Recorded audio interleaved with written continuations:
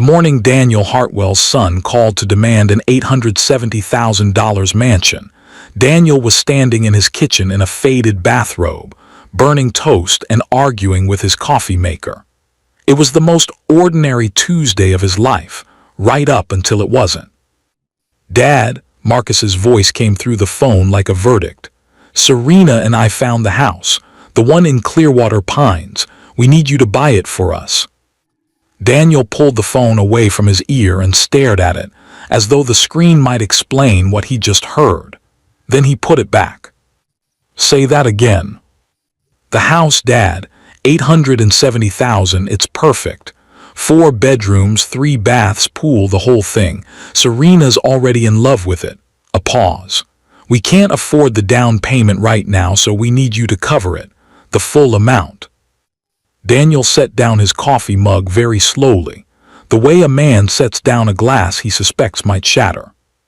"Marcus," he said, choosing each word with surgical care, "you just asked me to buy you a house. For the family, Dad, for your grandchildren someday."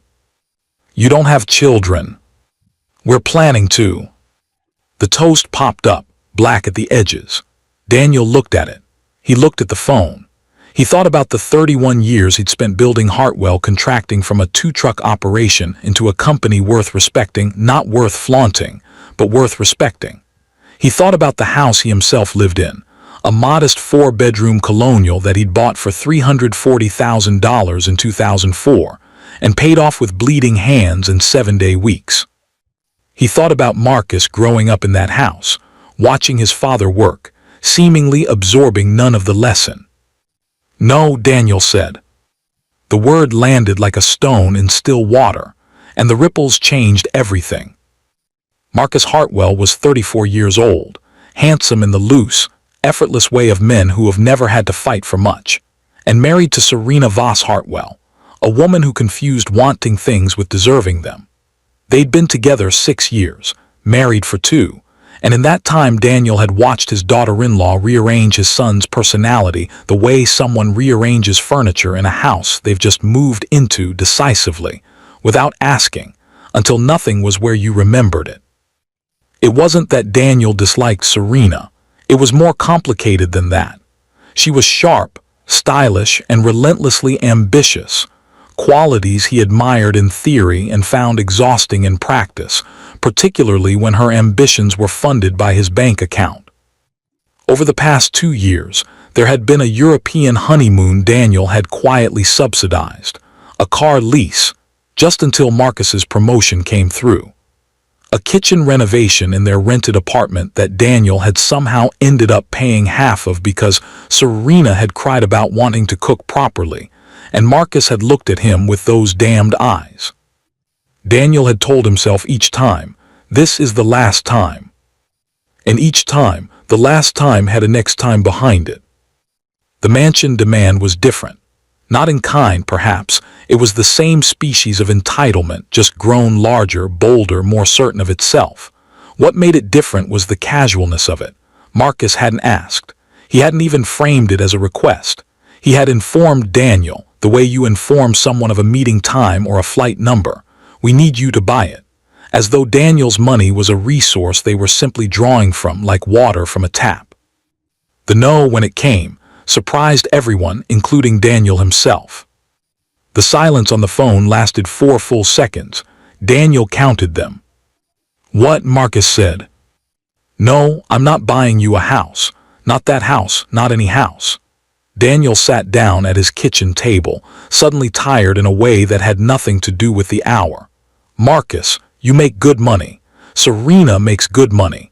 You've been renting the same apartment for 3 years because you keep spending what should be your down payment on other things.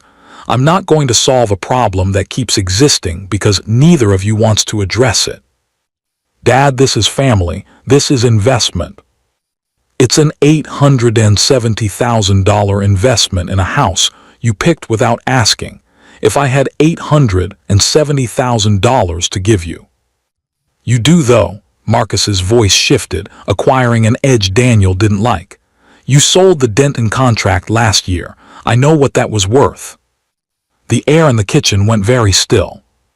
You've been watching my business finances, Daniel said. I just people talk, Dad.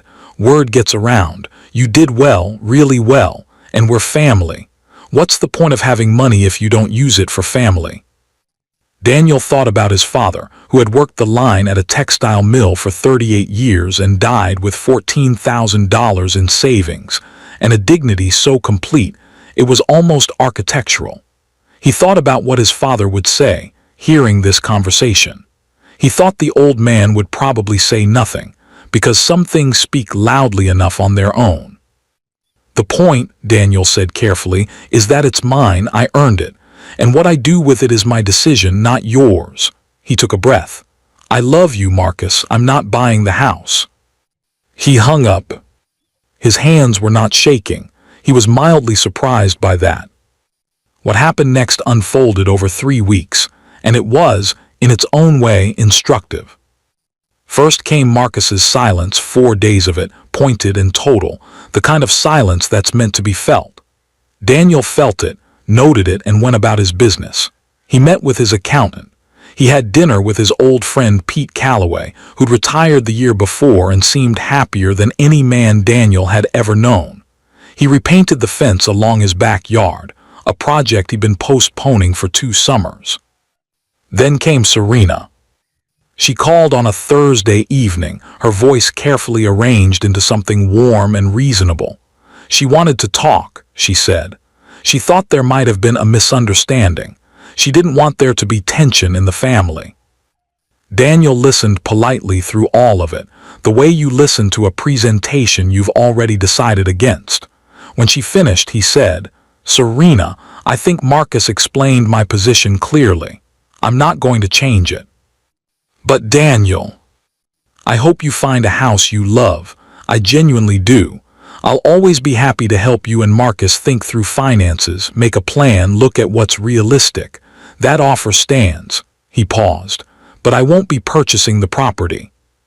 Another silence, shorter and sharper than Marcus's. I see, she said, and then, this is going to be hard on Marcus. A lot of things worth understanding are hard at first.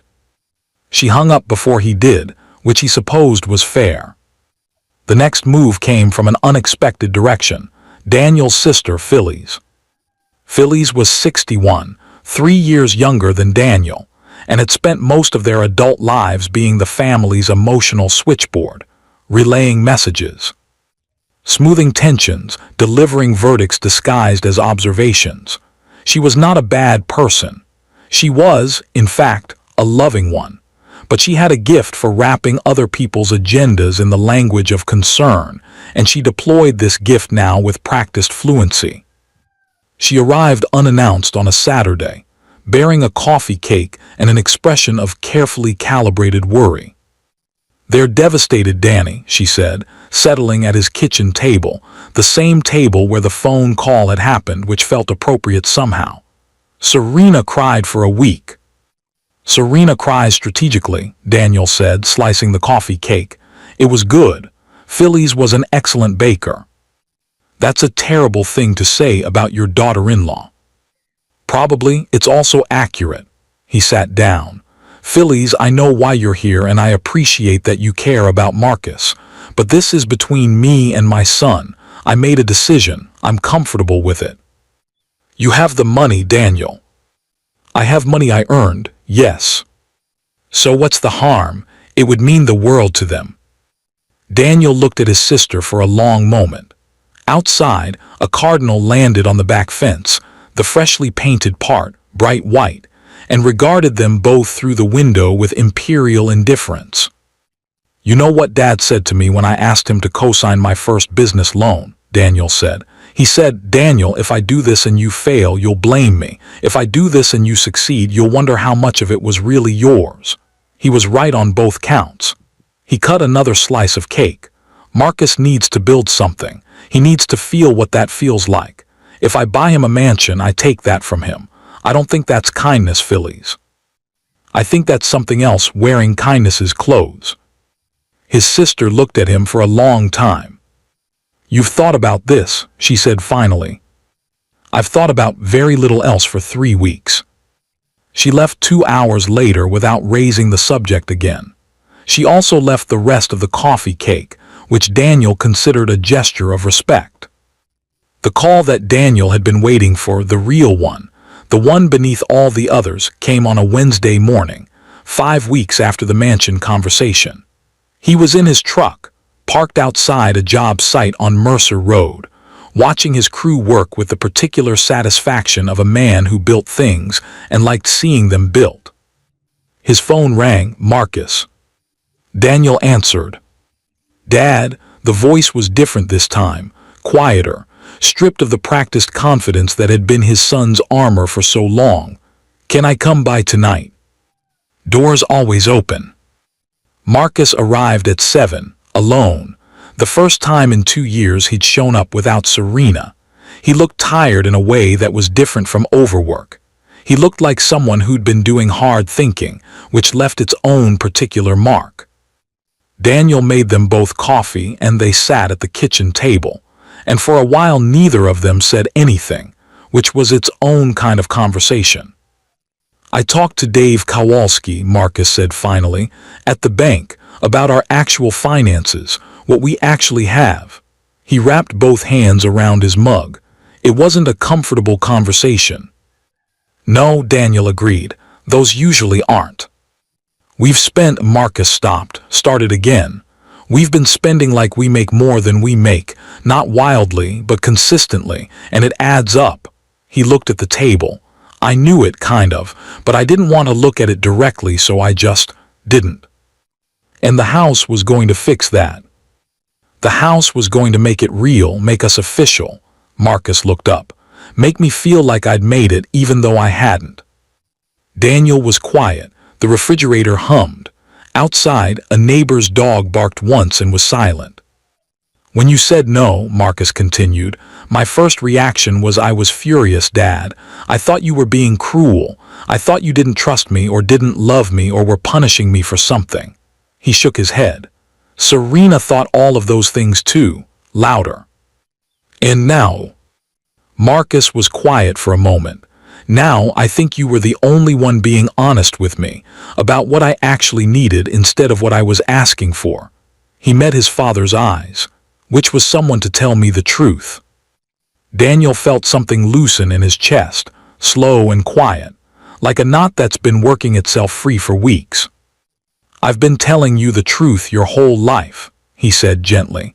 Sometimes it takes a while for the signal to get through. Marcus almost smiled. Yeah, well, I wasn't great at receiving it. What happened in the months that followed would not make a dramatic film. There were no explosive reconciliations, no tearful group embraces, no moment where Serena appeared at Daniel's door transformed. Reality rarely works like that. What happened was quieter and more durable. Marcus and Serena sat down with a financial advisor, a real one, not the vague future intention of one, and built an actual plan. They found an apartment that cost less than the one they were in, which was not the direction they'd imagined their lives moving and which was, perhaps for that reason, oddly clarifying.